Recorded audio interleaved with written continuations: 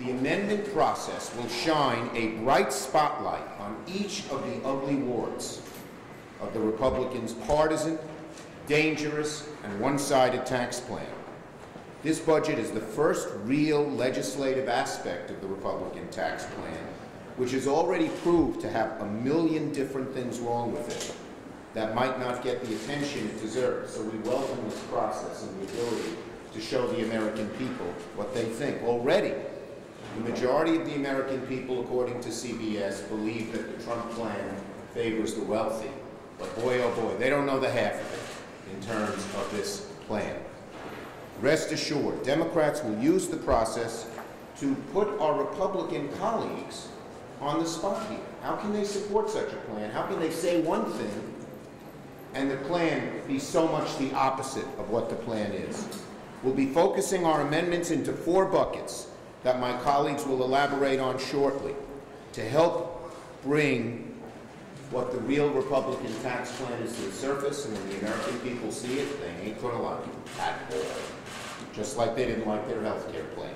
First, the Republican plan provides huge tax cuts for the wealthy. Second, it actually increases taxes on much of the middle class.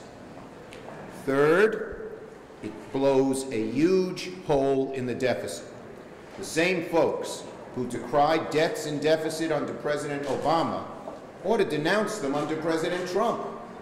But we haven't heard much of a peep from too many Republicans, with a few notable, grave, leader-like exceptions. And lastly, the budget reveals the Republicans' true colors. It sharpens the meat axe we know they plan to take to Medicare and Medicaid.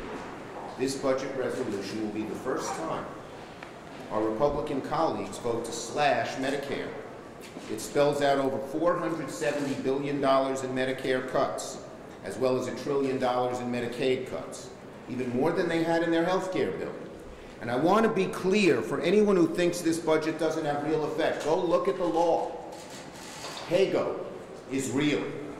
Yes, there's the Senate rules PAYGO. You can waive that with 60 votes, or with 50 in reconciliation.